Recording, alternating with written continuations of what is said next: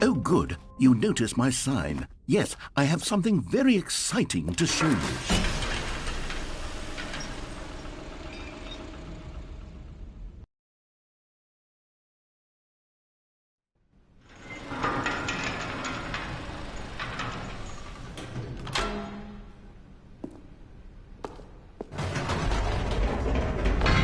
You see, Stanley, I've been reflecting on the Stanley parable and about how roundly disappointing this ultra-deluxe version has turned out to be.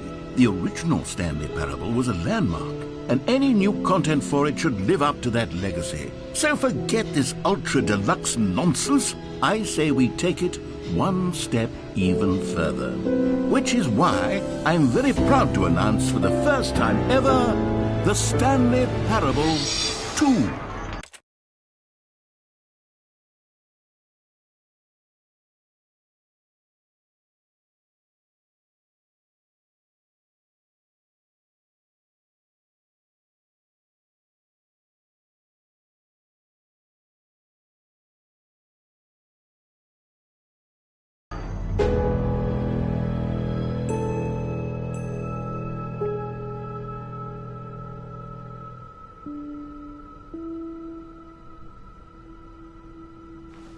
Yes, you see, isn't this far superior to a measly port with a few entirely new experience, built from the ground up? Why, there are so many possibilities. It could go in so many different directions. This is what fans have truly been asking for.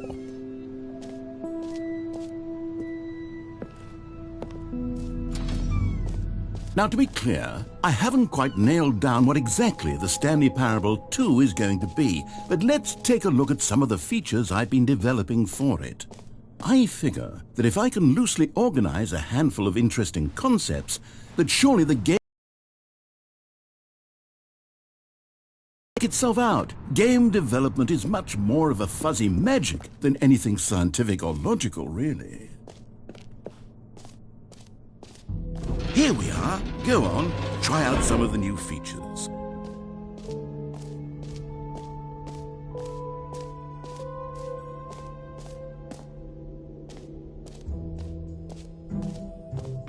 For the Stanley Parable 2, I asked myself, what do players really want? And of course, the first and most obvious answer is that they want to be individually recognized and validated as people. So with that in mind, my first addition to the game is this button which speaks the name of the person playing the game. Sorry, I should have clarified. Right now, the button only says the name Jim. But of course, in the final game, this button will say your name, whatever name that is. Here, let's have you role-play as Jim to really simulate the full experience of this feature. Just play along. I promise you'll love it. Okay, here we go. Let's take a deep breath. Clear your mind, forget whoever you are, and simply become a person named Jim. I want you to imagine yourself living as Jim, sleeping and waking as Jim, falling in love and being heartbroken as Jim, seizing all of the world's possibilities as Jim, and as Jim watching your dreams crumble into dust. Do you feel it deeply? Are you really, truly Jim right now? If so, then please step forward and press the button. Jim. Yes! You see? What a thrill! What a rush! That was you! The button described you. Do it again. Do it again. Jim. Ooh, it hits even harder the second time. If this were the only new feature in the Stanley Parable 2, it would still be worth the money. Let's take a break from the Jim button. I'm too emotionally drained from all of this personal validation. Whoa there, cowboy. Sometimes a person can be too much Jim. I'm putting the Jim button away. Otherwise, soon you'll start to lose all sense of who you actually are.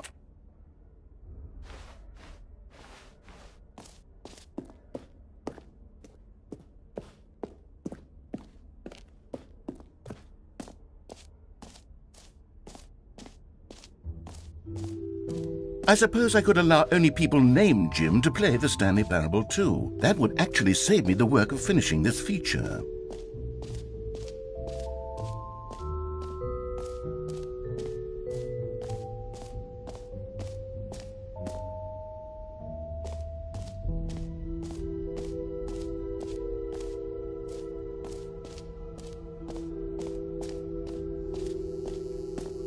Now, here's something special. You remember that broken test trophy that got left in the game on accident? Well, I'm developing a technology to simply give you the trophy. Yes. You see, you'll come to this lever, and when you pull it... Okay, perhaps I should have clarified. This is technology that will exist. Right now, the trophy is still fully broken. I'm not a wizard, Stanley, but I guarantee it will be fixed in the sequel to at last satisfy the hordes of ravenous fans all over the world who have been uproariously demanding this feature. Gamers, we hear you, and I promise it will happen.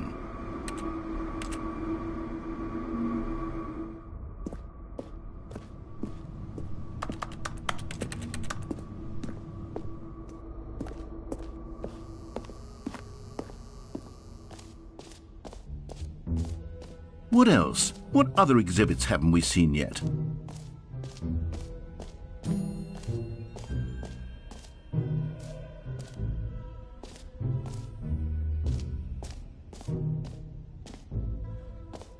Okay, I'll be honest, I haven't yet decided on this one.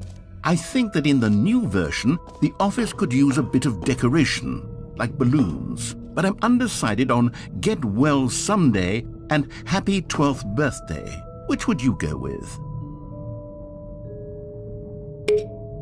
You know, sometimes when you solicit another person's opinion, it makes you realize that you knew which one you actually really wanted all along. Happy 12th birthday, step-niece, it is.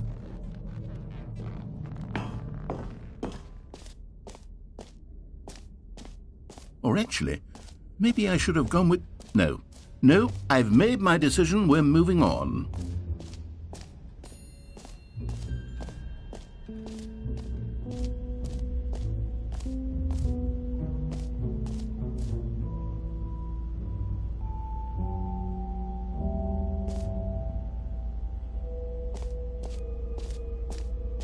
Stanley, here's an idea that I'm truly fond of. It's never been done before in a video game.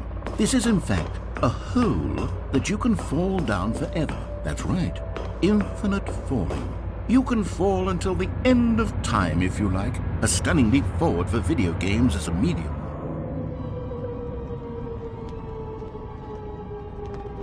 You see, isn't it wonderful? One of my more ingenious concoctions, if I do say so. Now then, since you've gotten to see the infinite hole, you can press the teleport button to pop back up to the top, and we can continue on. Great! Now, I'm very excited to show you even more of my ideas for the sequel. Okay, and I guess we're back in the hole now. Did you really need to see it again? I don't know what else there is to say, Stanley. It's an infinite hole. It's exactly what you're doing right now, but forever. There really are so many other fascinating exhibits that I've prepared for you. I really spent quite a lot of time on all this, and I would very much like to show you some more of them.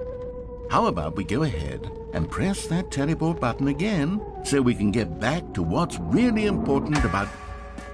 Oh, goodness. Well, this is rather embarrassing, Stanley. I'll be honest with you. I truly did not believe that anyone would actually stay in the hole long enough to hit the bottom. Yes, I know, I told you the hole was infinite, but come on. Who actually wants to fall forever? The hole was plenty deep. It was more than deep enough, in my opinion. Maybe it's you who likes falling too much. Maybe you're the problem. Look, things got a little heated there. I think we both said some things we didn't mean. Why don't we just put all this behind us and agree to just call the hole mostly infinite? If that works for you, then go ahead and press the teleport button to warp up to the top of the hole and we can move on. I'll just be up here when you're ready.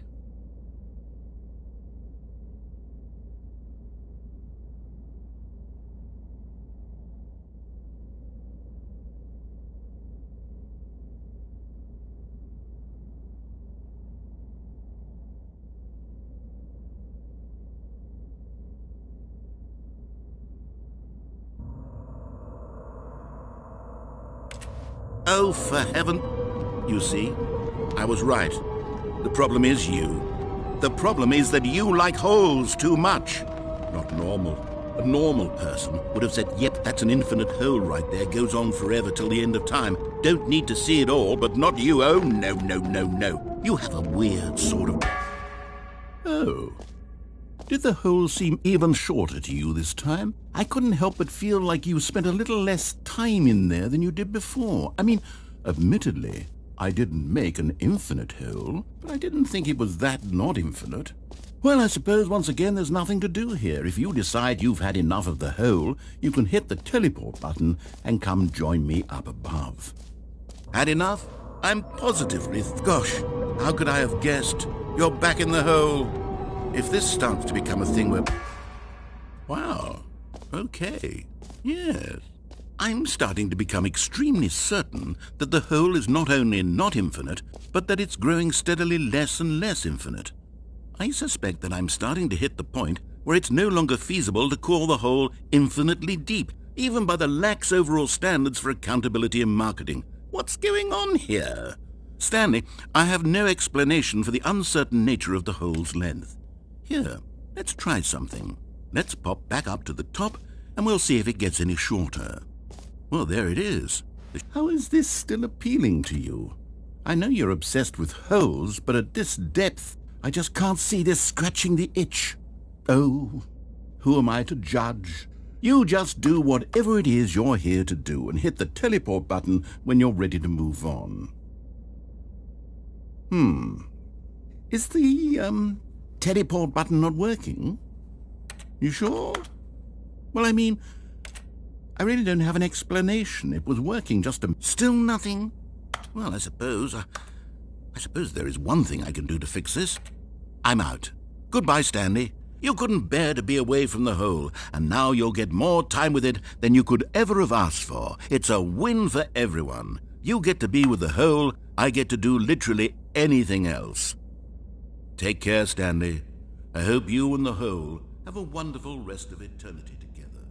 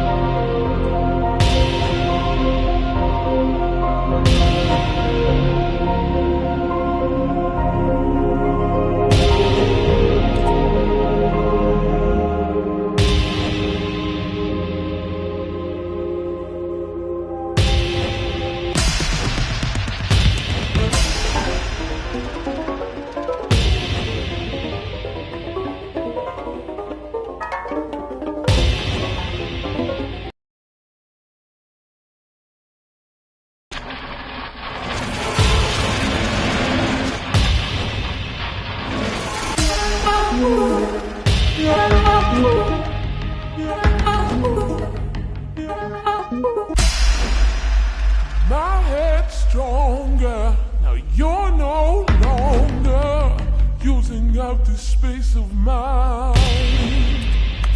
My head's stronger. Now you're no longer. What?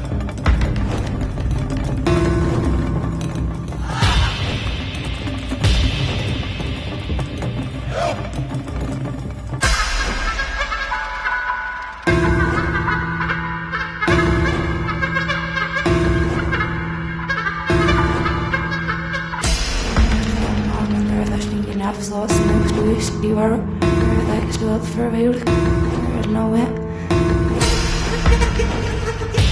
Stanley? Stanley? Stanley!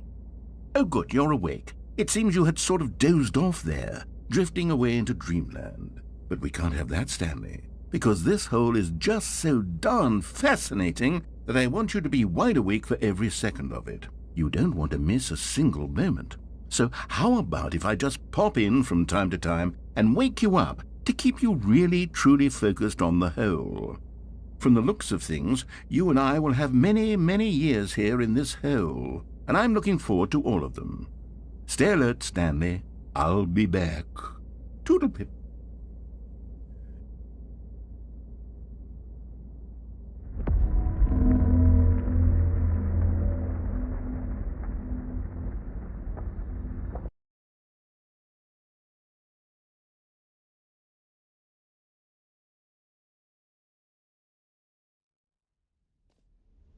Here we are. Go on, try out some of the new features.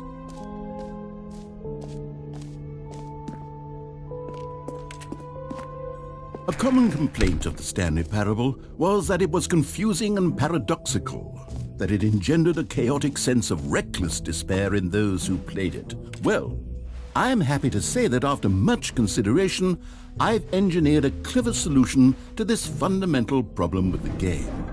It's the Stanley Parable Reassurance Bucket. You see, Stanley, anytime you're holding the bucket, a sense of calm and ease will fill your mind and your heart. It's true. As long as you hold on to the bucket, the many disorienting contradictions of the Stanley Parable will feel perfectly normal and perhaps even comforting. You may even come to long for the gentle embrace of jarring cognitive dissonance while the bucket is in your arms. And to be honest, it's a much more convenient solution for me than actually redesigning the game to be less uncomfortable.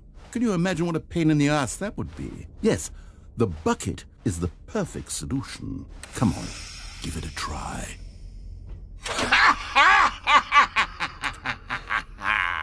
Can you feel it? The glow of comfort, even in the face of crushing despair, must already be sweeping through your body. And in fact, can I say that I do believe the bucket lends you an air of charisma as well? I think that just holding it has made you the slightest bit more attractive as a person. The benefits of the bucket seem to go on, don't they? All this and more await you in the Stanley Parable 2.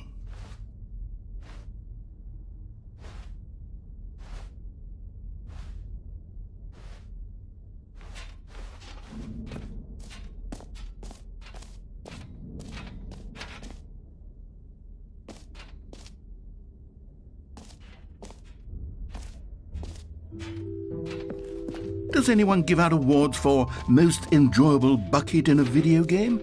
That really should be an award if it isn't already.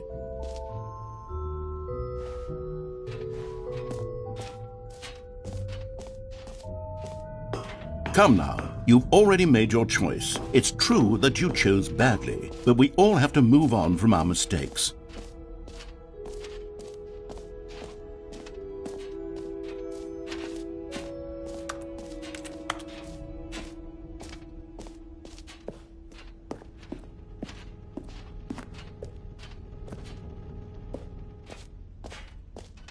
Ah, collectibles. Now it's a real video game. In the Stanley Parable 2, you'll run around gathering up these miniature Stanley figurines. And what's truly innovative is that there will be no reward for collecting all of them. I don't want to stifle the intrinsic joy of watching a number go up. You simply collect all of them, and then you move the hell on with your unremarkable life.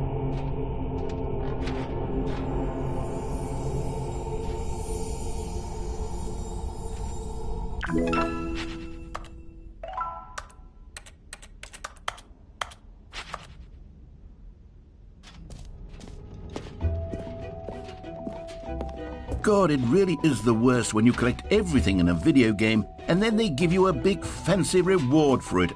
Calling it the Stanley Parable 2 is just so much catchier than Ultra Deluxe, don't you think? Ultra Deluxe? What does it even mean? But the Stanley Parable 2, now that's an artistic statement right there. It's future-oriented. It screams progress and innovation and long-term franchising potential.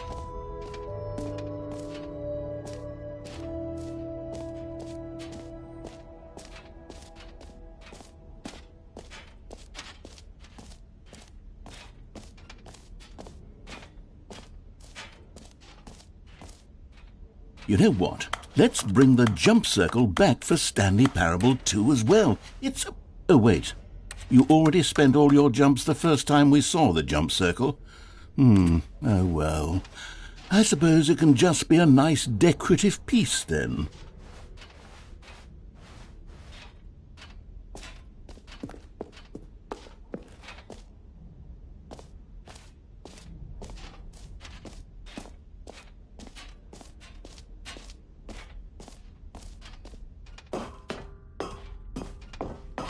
An epilogue would be fun, wouldn't it, Stanley? Yes.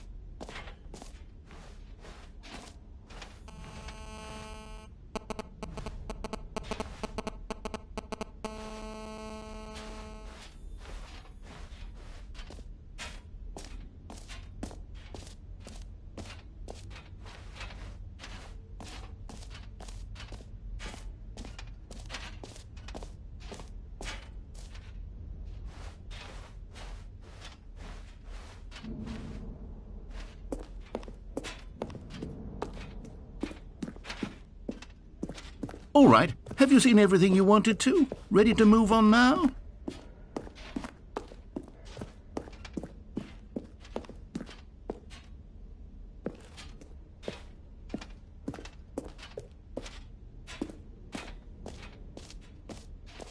So, Stanley, what do you think? Do you like all of the new features? Yes, I know it's not exactly clear yet how exactly these features will come together as one single coherent video game, but I can feel it in my soul. It's going to work. There's definitely a good game in there somewhere. Say, let's do an experiment. I'll arrange these new features together and we'll see whether or not it coheres into a meaningful gameplay experience. Okay. Are you ready? Here it is. I give you the Stanley Parable 2.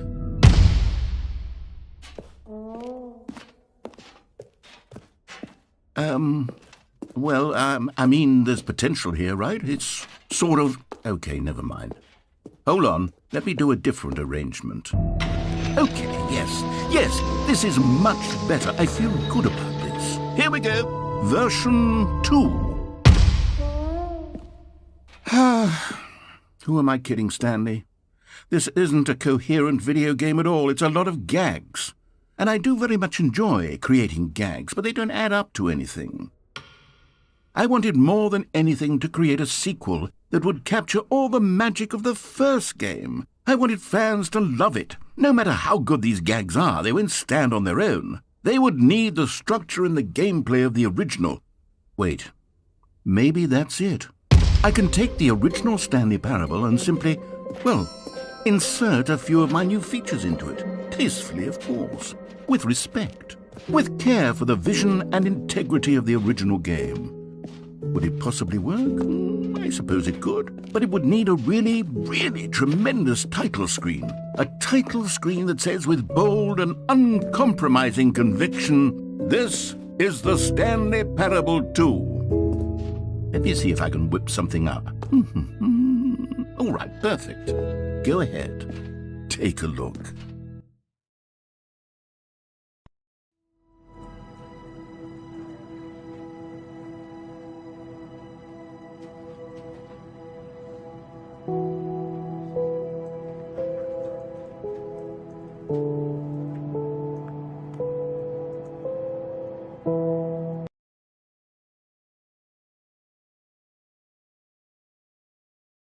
This is the story of a man named Stanley.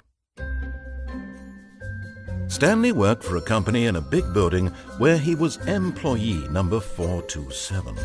Employee number 427.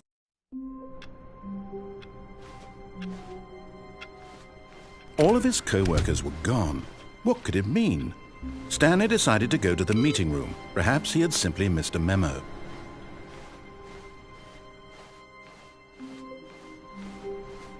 Stanley picked up the bucket.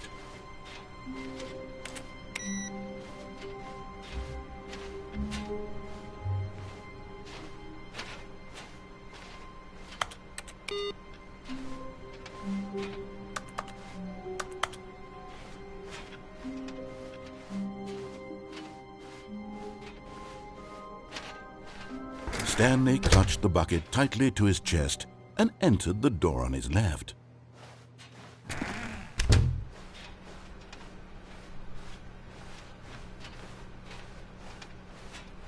Still no one was here. Stanley needed the bucket's warmth and comfort now more than ever. Perhaps his boss's office. Coming to a staircase, Stanley and the bucket walked upstairs to the boss's office.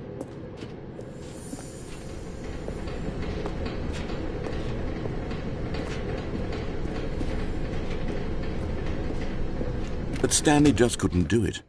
He considered the possibility of facing his boss, admitting he had left his post during work hours. He might be fired for that. And in such a competitive economy, why had he taken that risk? All because he believed everyone had vanished? His boss would think he was crazy. And then something occurred to Stanley. Maybe, he thought to himself, maybe I am crazy. He looked down at the bucket in his arms. Am I crazy? He asked the bucket. The bucket returned his gaze, but said nothing at all. That's strange, Stanley thought. Usually the bucket is a source of guidance and wisdom for me in difficult times such as these. He held the bucket close, yet felt none of its familiar reassurance and comfort. And that's when Stanley realized, this isn't my bucket. It's just a normal, everyday bucket. Someone else's bucket, perhaps. How did I end up with someone else's bucket? This is all terribly wrong. Surely no good would come from this. Who knows what sorts of bizarre hallucinations Stanley might experience without the psychologically grounding presence of his bucket. And indeed, now he noticed that the rooms were repeating, which was, of course, very odd. And now he felt himself floating off the ground. Oh, gracious, he exclaimed. Without my bucket, I've gone truly mad. Where is it? I must find it.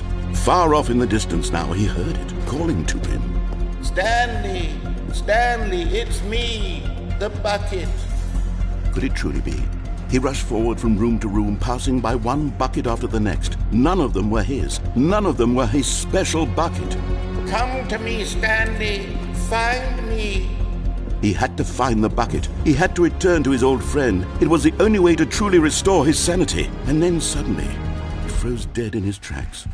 He knew where the voice of the bucket had been coming from.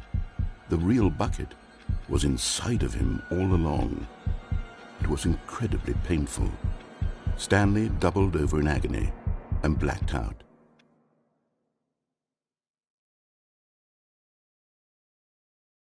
This is the story of a woman named Mariella.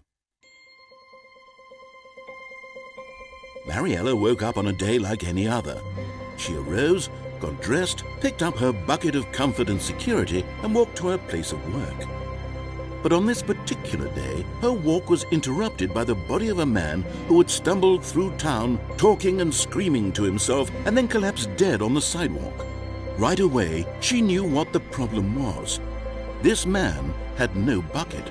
Of course he'd gone mad, ranting and raving about a narrator describing all of his actions and how everything is predetermined and free will is an illusion and it's all just a video game. It could all have been prevented if only he'd taken his bucket with him.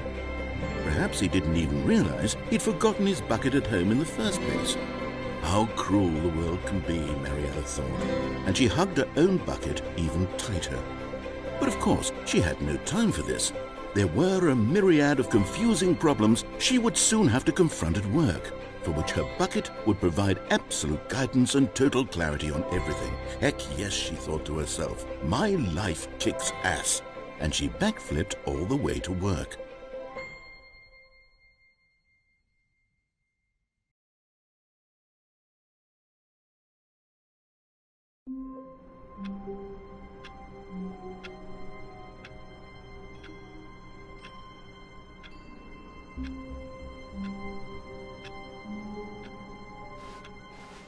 All of his co-workers were gone.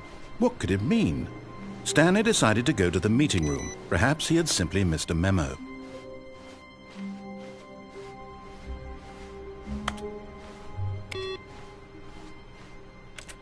Stanley lifted the bucket into his arms, and a wave of comfort rushed over him. Stanley clutched the bucket tightly to his chest and entered. This was not the correct way to the meeting room, but Stanley had felt the bucket calling to him, telling him that the employee lounge was simply the place to be. And here it was. Had the bucket turned out to be correct? Was this better than the meeting room? Yes, no, never mind. The bucket was wrong. Stanley took the door on his left to go back to the meeting room.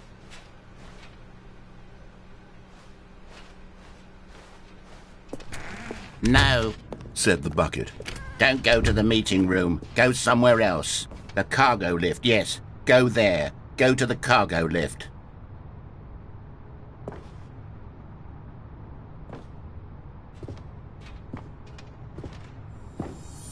You found one of them. One of the miniature Stanley figurines. Remember, no reward for collecting all of these, only the intrinsic pleasure of a job well done. You can't buy that sort of happiness, Stanley. God knows I've tried. So, I implore you to savor each and every moment you come across one of these beautiful figurines.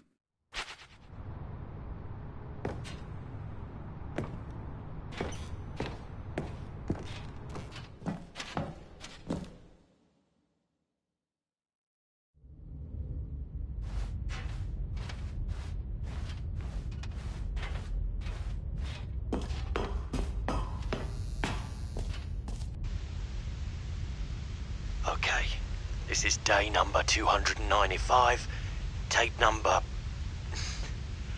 I don't even know. I've lost track. Nothing feels real anymore. The longer I study this bucket, the less sense anything makes. The sheer euphoria I feel every time I pick it up. No matter how many times I've done it, it's always the same feeling.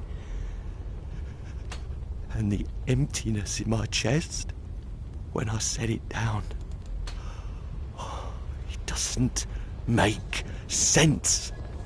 There's no explanation for it. I still haven't figured out why I see the world so differently when this bucket is in my arms. Why everything feels so... What do I do with this treasure? I can monetize it. Yes. It's unthinkable the amounts of money people will pay for even just an hour with the bucket. This is my golden ticket. But I have to be careful, because as soon as this gets out, there's going to be a target on my back. Even now, I don't know who might be trying to get me. What's that? Who's there?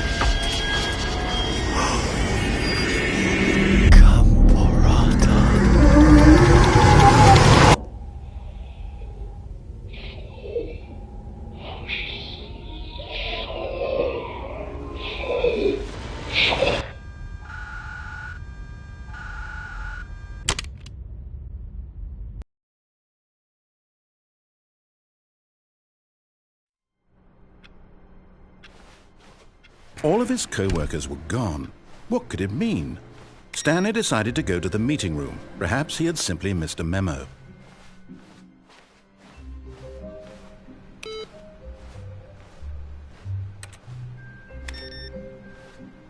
The confusion and the chaos all seemed to melt away as Stanley embraced the bucket. Stanley clutched the bucket tightly to his chest and entered the door on his left.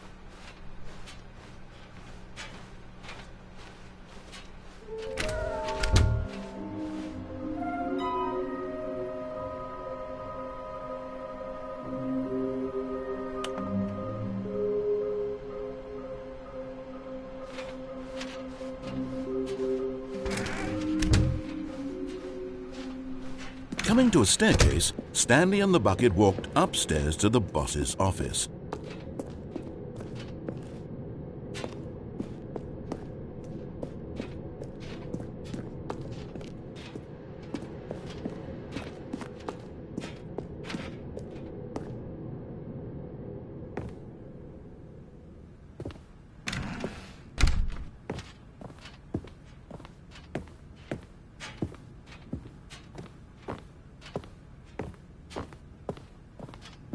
Stepping into his manager's office, Stanley was once again stunned to discover not an indication of any human life.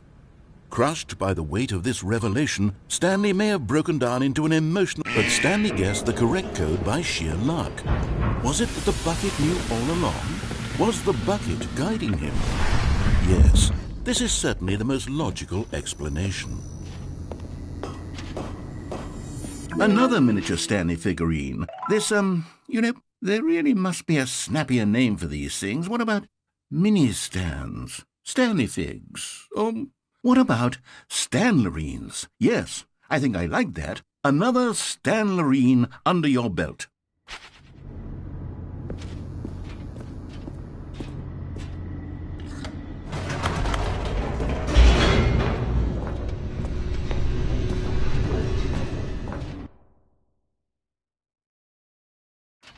The elevator raced downward, plummeting towards an unknown fate.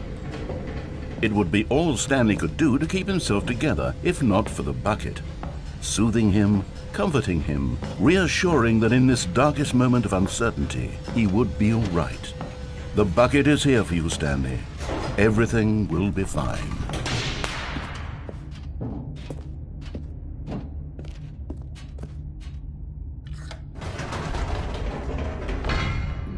Wait, Stanley said to the bucket. Can we go back up? When I was pressing those keypad buttons, there was something very intriguing about the number 3. I want to go back so I can try pressing the number 3 again. The bucket said nothing.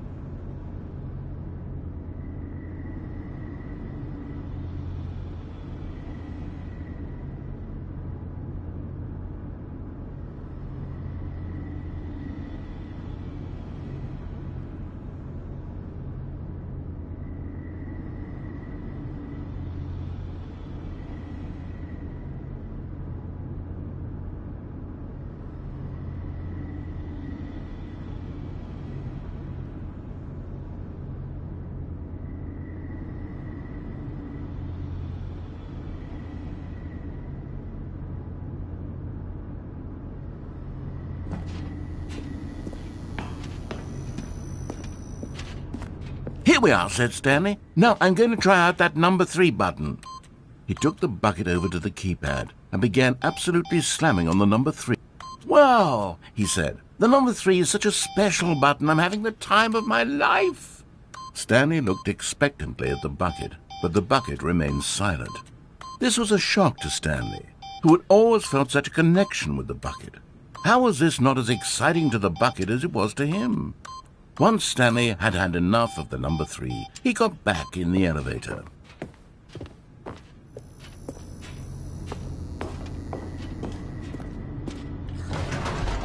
Perhaps the bucket had missed something.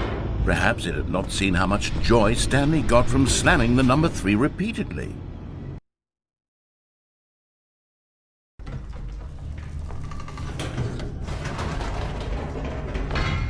No, said Stanley to the bucket.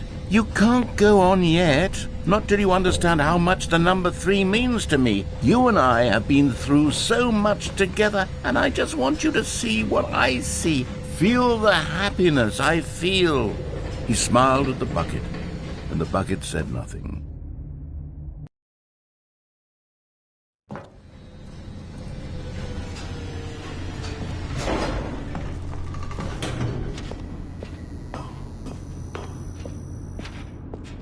Here we go, said Stanley.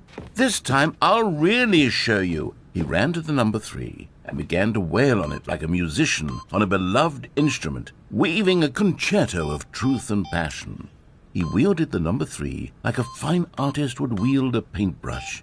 He told stories through the number 3, stories of his dreams and hopes and fears, and the whole time he looked to his bucket for a reaction of some kind. Anything to let him know that the bucket appreciated what he was doing. The bucket conveyed absolutely nothing at all, only silence. Crushed by a wave of dejection, Stanley returned to the elevator.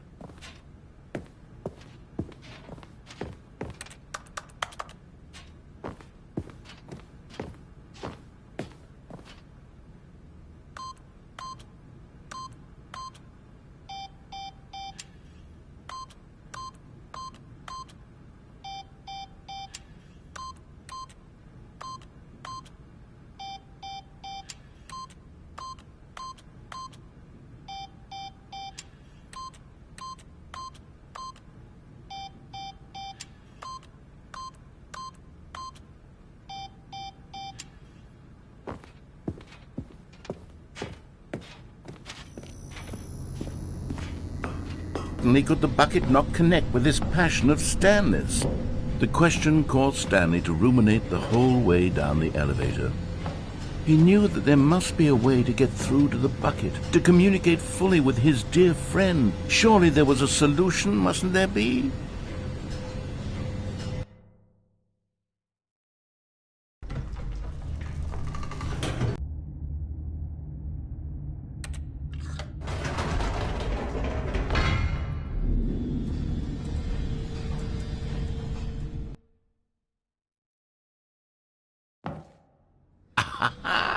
Said Stanley. I know what to do.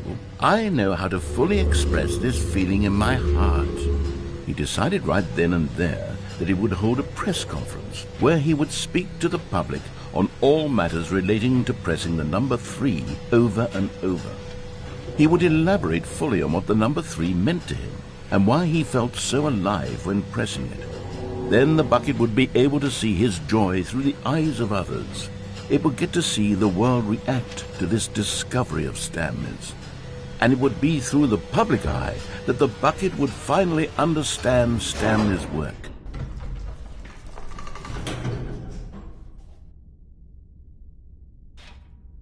For months he advertised and marketed his press conference, building excitement around it, developing and rehearsing it, until it couldn't be refined a single measure further. When the big day arrived, Stanley was as prepared as he'd ever been for anything in his life.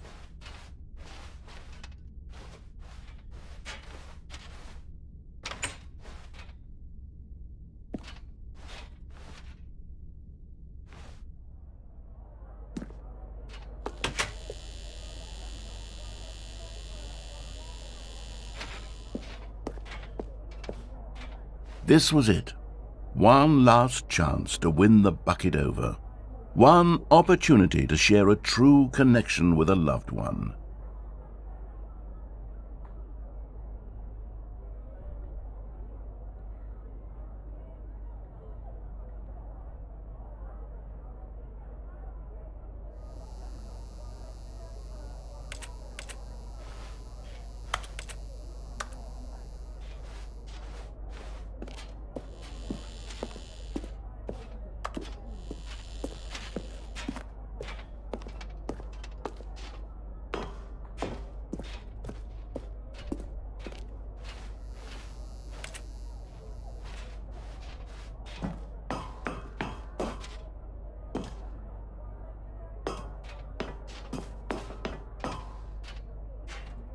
There was no one here.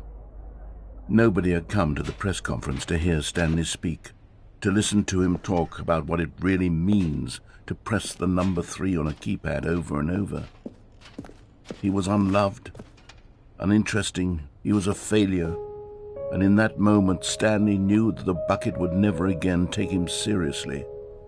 There would be no connection, no deeper understanding. The bucket merely sat there in his arms, indifferent. And so it began that slowly, over many years, the two of them grew more and more distant. They spoke less and less, neither wishing to state the obvious, that any sense of real respect between them had eroded since that day at the press conference. There would be no more games, no more long conversations about passion and pursuit, only a silence that consumed the space between friends. And Stanley, having for once in his life discovered the warmth and comfort of true companionship, was cast back into the unremarkable normalcy of loneliness.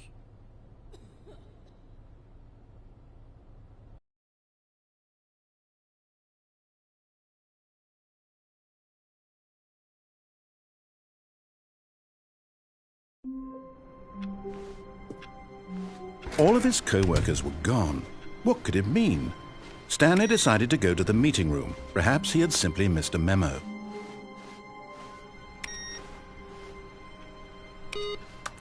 Warmth spread through Stanley's arms. With the bucket in his arms again, he was home. Stanley clutched the bucket tightly to his chest and entered the door on his left.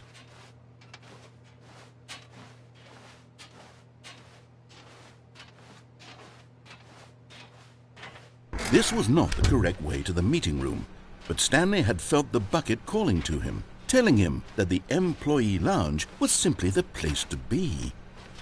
And here it was. Had the bucket turned out to be correct? No, never mind. The bucket was wrong. Stanley took the door on his left to go back to the meeting room. No, said the bucket. don't go to the meeting room. Go somewhere else. The cargo lift, yes. Go there. Go to the cargo lift. Good, said the bucket. Now ride the lift all the way to the top. There's something up there I need you to do. Stanley did not question why or how this bucket was speaking to him. It should have alarmed him, of course, because buckets can't talk. But Stanley chose not to think about this obvious fact. He was firmly convinced that the bucket had spoken to him, and he unthinkingly did whatever the bucket asked. In here, said the bucket. Go into this dark room over here. Stanley once again obeyed blindly.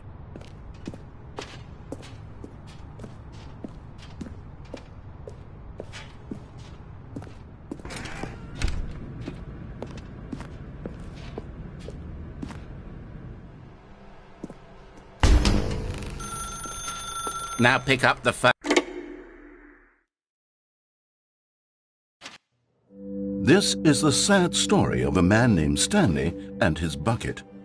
Once upon a time, I gave Stanley a bucket because I thought he was lonely and could use a friend. And then, very distressingly, he began to believe the bucket could speak to him. The Stanley Parable Reassurance Bucket was merely meant to provide the comforting glow of companionship. It doesn't literally talk and give you orders. Whatever Stanley is hearing the bucket say to him is just in his head.